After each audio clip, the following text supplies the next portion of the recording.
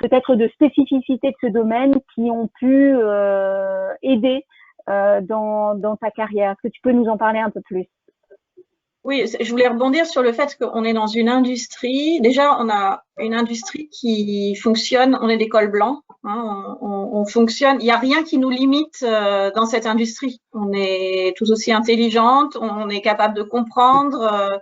Il n'y a rien ne devrait nous limiter, même dans l'historique de cette industrie, puisque c'est pas une industrie très vieille sur lequel il y a des générations d'ouvriers. Enfin, oui, on n'est pas dans cette typologie d'industrie plus vieille où c'est encore peut-être plus difficile pour les femmes de se faire une place. Donc, pour moi, c'est vraiment une question. Je rejoins Florence, c'est une question de volonté et de se projeter.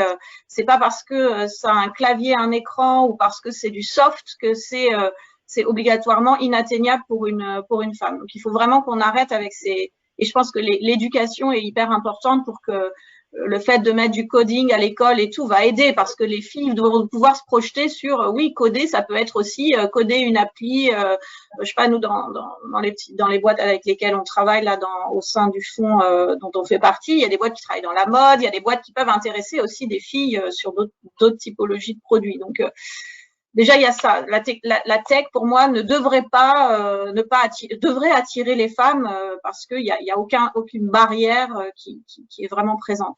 Et ensuite, dans cette industrie, c'est une industrie qui a quand même une forte, en fait, qui a grossi plus rapidement aux États-Unis ou dans des pays anglo-saxons. Et c'est des pays où je trouve il y a déjà une relation au travail et une relation à la femme au travail qui est facilitatrice. Et pour avoir évolué dans un groupe américain, ils ont une relation, par exemple, au télétravail qui est beaucoup plus décomplexée que ce qu'on peut avoir en France. Et moi, j'ai pu avoir aussi la carrière que j'ai eue parce que depuis les années 2000, quand j'avais besoin d'être présente à la maison pour une raison X ou Y de logistique familiale, ça m'a toujours été possible.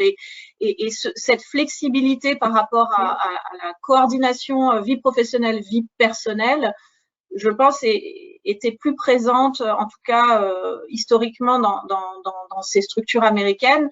Et comme beaucoup de boîtes de latex s'inspirent des boîtes américaines ou sont même des boîtes anglo-saxonnes, il y a en plus, je pense, un environnement facilitateur pour les femmes pour intervenir dans ce secteur. Donc pour moi, c'est vraiment une histoire de projection, de volonté et d'image. Et je reviendrai sur l'éducation parce que je pense qu'il y a énormément à faire auprès des jeunes femmes pour leur donner envie d'aller dans cette industrie-là, principalement.